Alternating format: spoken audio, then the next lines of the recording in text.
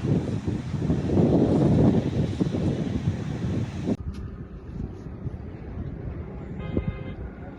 वालेकुम, मैं हूं शाहिद अनीफ और आप देख रहे हैं आज़ाद डिजिटल। नाज़रीन, सैलाब की सूरत हाल पे बात करेंगे। दरिया सतलुज के मुकाम पे भी जो है पानी का रेला छोड़ा गया है, और इसके अलावा देखा जाए तो अभी रावी में जो सैलाब आया था वो भी जो है उसके असरात जो अभी तक बाकी हैं, थम ना सका। मुख्तलिफ डिफरेंट जो सोसाइटीज़ हैं लाहौर की मुकम्मल तौर पर डूब चुकी थी।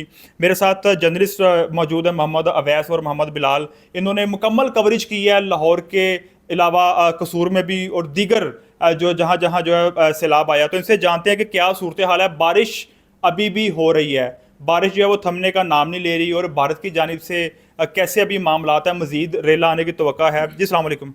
वालेकुम अस्सलाम। अच्छा, मुझे बताइएगा, निजी सोसाइटीज़ में आपने जाके वहाँ पे बोर्ड पे बैठ के जिस तरह आपने रिपोर्टिंग की है, दो दो मंजिल जो घर थे वो नीचे डूब चुके थे, तो क्या समझते हैं कि अभी ख़तरात हैं, मजीद भी रेला सतलुज में छोड़ा गया? थैंक यू शेख साहब फॉर हैविंग मी। और अगर मैं मौजूदा सूरत हाल की बात करूं तो लाहौर दरिया रावी के आसपास की जितनी भी सोसाइटीज़ हैं जो मोलन वाल के साथ लगती हैं, थीम पार्क है या बरकत कॉलोनी है या दीगर जो सोसाइटीज़ हैं, वो मुकम्मल तौर पर इस टाइम डूबी हुई हैं और कई कई फीट तक जो है वो पानी जमा है। दरिया रावी से आपको पता है 2,20,000 का रेला जब गुजरा उसके बाद ये तबाही हुई। अभी बारिशें भी हो रही हैं। तवक्को यही है या ख़तरा है कि भारत फिर भी आबी जारियत कर सकता है।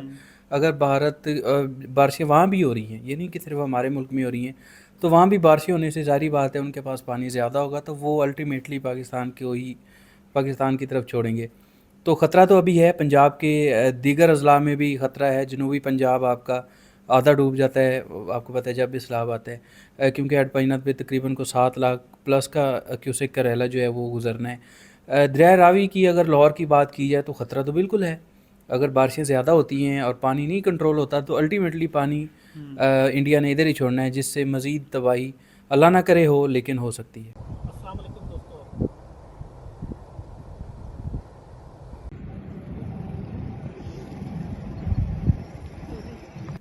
अच्छा बिलाल, आप बताइएगा, आप भी कवरेज करते रहे हैं। मुझे ये बताइएगा कि भारतीय पंजाब की जानिब से जो वहाँ पे सिख रहते हैं, उन्होंने एतराज़ किया है कि राजस्थान की जानिब भी जो है पानी छोड़ा जा सकता था, लेकिन उन्होंने पंजाब को टारगेट किया। बेशक वो चढ़ता पंजाब या लहंदा पंजाब जिसे पंजाबी में बोलते हैं हमारा पाकिस्तान का, तो समझते हैं कि टारगेट पंजाब को किया गया है स्पेशल। बहुत शुक्रिया शाहिद साहब।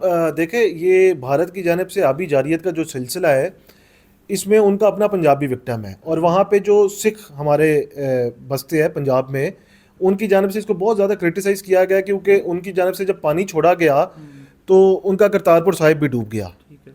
हमारी हुकूमत ने बहुत कोशिश की उसको बचाने की, और मैं ये कहूँगा कि पंजाब नहीं, सिंध नहीं, पाकिस्तान डूब गया।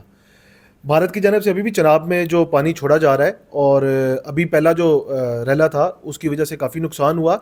मैं आपके प्लेटफॉर्म से जो कि हमने कवर किया है, मैं हुकूमत को ये अपील करूँगा कि रिवर बेड्स पे जितनी भी सोसाइटीज़ है और तजावज़ात है, मेरा ख्याल उनको खाली कराना चाहिए।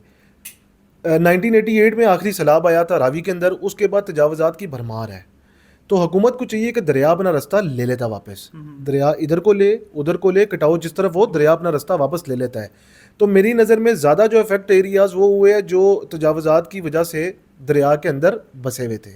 हुकूमत को इसके ऊपर स्टैंड लेना चाहिए। क्लाइमेट चेंज की वजह से हम भी अफेक्ट है, इंडियन पंजाब भी अफेक्ट है, और दोनों पंजाब ज़्यादा अफेक्ट है क्लाइमेट चेंज की वजह से। तो हमें क्लाइमेट चेंज के ऊपर भी सेफ्टी प्रिकॉशंस लेने पड़ेंगे।